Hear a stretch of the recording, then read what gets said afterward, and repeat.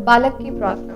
जून 1925 में oil company ने पिताजी की बदली कोई 15 मील पश्चिम की ओर यॉर्क टाउन में कर दी। पार्कर में 3 वर्ष तक हमारे निवास के दौरान पिताजी बराबर उपदेश देने कार्लोस सिटी चर्च जाते रहे। यॉर्क टाउन आने के बाद पिताजी को रीड स्टेशन की कलीसिया का निमंत्रण मिला। पहले पहल इसी कलीसिया में मैंने पुनर्जागरण सभा में भाग लिया और पिताजी को सहयोग देने के लिए चर्च गायन का भी नेतृत्व किया। उस समय मैं 9 साल का था। एक दिन मेरी माँ प्रार्थना कर रही थी। उसी समय उन्हें पिताजी के भविष्य के विषय में ईश्वर की ओर से एक प्रकाशन मिला। रात को हम सब भाइयों के सोने के बाद वह बाहर आकर पिताजी से बोली, एल्डन, मुझे ईश्वर की ओर से यह संदेश मिला है कि जल्द ही तुम्हें यहाँ के एल्डर कलीसिया की पासबानी संभालने के लिए कहेंगे। क्या? पिताजी ने कहा, ऐसा हो ही नहीं सकता। मात्र 5वीं तक मेरी शिक्षा है। मेरी भाषा भी व्याकरण सम्मत नहीं है। मैंने ना कहीं दीक्षा ली है और ना प्रशिक्षण प्राप्त किया है। यह सब ठीक है, मेरी माँ बोली, परंतु यीशु ने मुझे स्पष्ट प्रकाशन दिया है कि तुम्हें जल्द ही पूरे समय की धर्म सेवा के लिए बुलाया जाएगा। मैं ऐसा नहीं सोचता, पिताजी ने जोर देकर कहा। 4 दिन के बाद जब हम दोपहर का खाना खा रहे थे, अचानक फोन की घंटी बजी। पिताजी ने फोन उठाया। स्थानीय कलीसिया के एल्डर का फोन था। उन्होंने कहा, एल्डन, मैं चाहता हूं कि तुम न्यू कैसल में सेंटिनरी चर्च संभाल लो।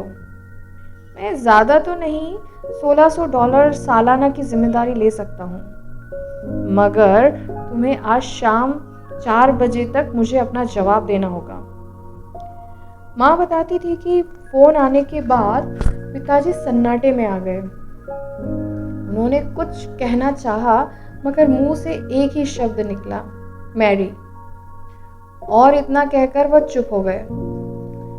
माँ के लिए तो इसमें कोई आश्चर्य की बात थी ही नहीं। उन्हें विश्वास था कि बुलाहट मिल चुकी है तो बुलावा भी आएगा। परंतु पिताजी को अपनी अल्प शिक्षा, निर्बलता और अयोग्यता का विचार सता रहा था।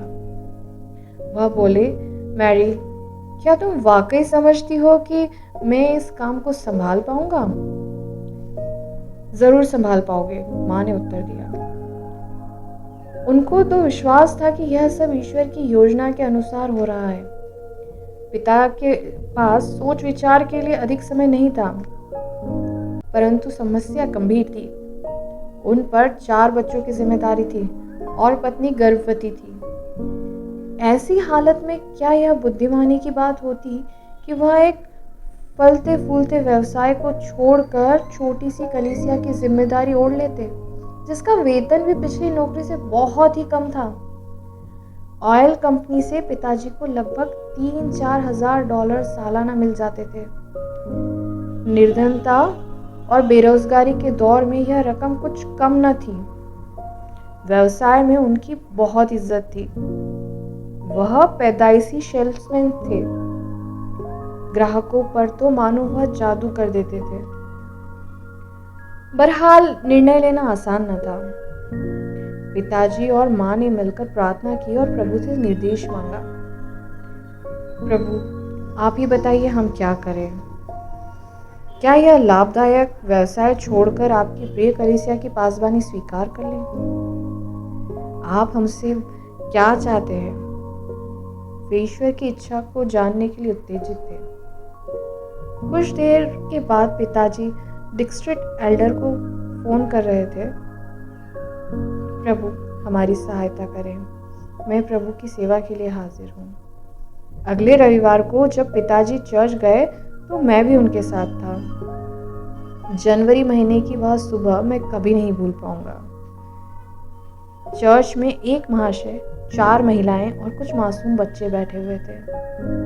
आप ही सोचिए यह संख्या उस व्यक्ति के लिए कितनी उत्साहवर्धक थी जिसने धर्म सेवा के लिए हाल ही में एक समुद्र व्यवसाय छोड़ा हो। पिताजी हिम्मत हारने वाले व्यक्ति न थे। उन्होंने एक जोड़ी मजबूत जूते खरीदे और घर घर जाकर लोगों से संपर्क बनाना शुरू किया। परिवारों के साथ प्रार्थनाएं की, आपस में विचार विमर्श किया। सारांश यह है कि कलीसिया में प्रेम भाव बढ़ाया। फलस्वरूप कलीसिया में उपस्थिति बढ़कर 20 हुई, फिर 40, फिर 60, फिर 80 और उसके बाद 100। प्रभु बराबर अपने लोगों को कलीसिया में लाता रहा। महीनों में ही पिताजी ने समझ लिया कि कलीसिया को जागरण की आवश्यकता है। अतः उन्होंने पूरी जागृति के साथ कलीसिया का नेतृत्व संभाला और लगातार 3-4 सप्ताह तक अपने मन की व्यथा को उपदेशों के रूप में प्रस्तुत किया। प्रभु का अनुग्रह उन पर था, परंतु लोगों के कान संदेश की ओर न थे, इसलिए किसी में कोई जुम्बिश नहीं हुई। आज भी हमारी यही दुर्दशा है।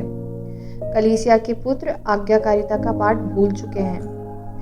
कितने लोग हैं जो इसका अर्थ समझ पाए हैं? चर्च में कोशिश करने से भीड़ तो हो जाती है, उपदेश भी दिए जाते हैं, गवाही भी दी जाती है, थोड़ी बहुत प्रार्थना भी होती है और हम समझते हैं यही 90% मसीहत है। परंतु यह तो शायद 10% भी नहीं है। 90% मसीह का अर्थ है मसीह के संग संग चलते रहना। इसका मतलब है अपने अहम की दुष्ट आत्माओं को त्यागना। जो कुछ हम चाहते हैं, जो हमारी इच्छा है और जिसको हम अपनी दृष्टि में सुंदर समुचित समझते हैं, उसे छोड़ना और वह काम करना जो पिता परमेश्वर को अभिष्ट और पवित्र आत्मा की दृष्टि में उत्तम है। मसीहत का अर्थ है क्रूस का प्रसन्नतापूर्वक वहन करना और पल पल अपने दुष्ट स्वभाव को मौत के घाट उतारना। मसीह के लिए जीना ही 90% मसीहत है। मगर यही वह कार्य है जिसको मसीह समुदाय स्थिरतापूर्वक नहीं कर पाया। पिताजी ने जी तोड़कर प्रचार किया, परंतु समुदाय का प्रतिष्ठित वर्ग तो टस से मस न हुआ। उसका हाल टूटे हुए बाजों के समान था, जिसमें से संगीत के मधुर स्वर कभी नहीं फूटते। समाज का प्रतिभावान वर्ग जब ईश्वर के साथ अपना संबंध सही कर लेता है, तो आम जनता के लिए प्रभु को ग्रहण करने का मार्ग आप ही आप प्रशस्त हो जाता है। संदेश में कोई कसर न थी, परंतु नतीजा सिफर था। एक रात पिताजी ने चर्च के उपस्थित जनों को वेदी पर आने और प्रार्थना करने का आह्वान दिया। वेदी तक आने में किसी को संकोच न था, परंतु प्रार्थना करने के लिए कोई भी तैयार न था। मैं अभी छोटा ही था, मगर मैंने पिताजी की परिस्थिति को समझ लिया और जोर जोर से प्रार्थना करने लगा, यीशु, आप स्वर्ग से उतरकर स्वयं मेरे पिताजी की सहायता करें। आप कलीसिया में आ जाएं। हम सबको आपकी सहायता की गंभीर आवश्यकता है। मुझे होश नहीं कि मैं अपनी प्रार्थना में क्या क्या बोलता चला गया, परंतु मेरी प्रार्थना सुनकर लोग तड़प उठे। कई लोग फूट फूट कर रोने लगे और कलीसिया में एक छोटी सी बेदारी का माहौल बन गया। यीशु ने एक बालक के द्वारा लोगों के पत्थर दिलों को मोम कर दिया। प्रभु तो सभी से सेवा लेना चाहता है, चाहे कोई वयस्क हो या बालक। वह हमारे जीवन में कार्य करना चाहता है। वह हमारी आत्माओं को जगा देना चाहता है। पिताजी ने अपना सुरक्षित व्यवसाय और अच्छा वेतन छोड़कर धर्म सेवा की दिशा पकड़ी थी। यीशु ने उनके विश्वास की लाज रखी, अनेकों आत्माओं को बचाया और अपने लहू की शक्ति से अनेकों लोगों को नया हृदय और नया जीवन दिया। प्रभु अपनी प्रजा के निर्माण में जुट गया। पिताजी ने जनवरी 1926 से अप्रैल 1928 तक इस कलीसिया की पासबानी की। 1 सितंबर 1927 में हम फिर पार्कर वापस आ गए। पिताजी सोचते थे कि 30 मील दूर रहकर कलीसिया के उत्तरदायित्व का निर्वाह नहीं कर पाएंगे, परंतु धर्म मंडली के अनुरोध पर उन्होंने पासबानी जारी रखी। हर रविवार को हमें पार्कर से न्यू कैसल के पूर्वी किनारे तक 30 मील चलकर जाना पड़ता था। कड़कड़ाते जाड़े में भी पिताजी यहाँ की आराधना सभा की भागदौड़ संभालते रहे। उन दिनों हमारे पास एक शेवरलेट गाड़ी थी जिसमें दोनों तरफ खिड़कियों की जगह पर्दे थे जो हवा से फड़फड़ाते रहते थे। माँ हम 6 भाइयों को कंबल से खूब ढक देती थी और हम एक दूसरे में खूब घुसकर और चिपक कर बैठ जाते थे। तापमान 0 से भी नीचे गिर जाता था और बर्फीली हवा के ठंडे झोंके पर्दों को हटा हटा कर हमारा स्पर्श करते रहते थे। ऐसी भयानक सर्दी में हमें कभी कभी घर लौटने में देर भी हो जाती थी। एक बार एक जिज्ञासु ने आधी रात के करीब प्रभु यीशु को अपना मुक्तिदाता ग्रहण किया। पिताजी आधी रात तक लगातार उसी के साथ प्रार्थना करते रहे। एक सफर में मैं पिताजी के साथ अकेला था। सदा की तरह भयानक सर्दी पड़ रही थी और पिताजी गाड़ी चला रहे थे। उन्होंने मुझे अपनी ओट में बिठा लिया। मैं बर्फीली हवा से बचा रहा, परंतु पिताजी को ठंड से अकड़न हो गई। घर पहुंचते पहुंचते उनकी हालत बेहद खराब हो गई। माँ ने उन पर कई कंबल डाले और घंटों तक उनको गर्मी पहुंचाने का उपाय करती रही। अगले 2-3 दिन पिताजी बीमार भी रहे।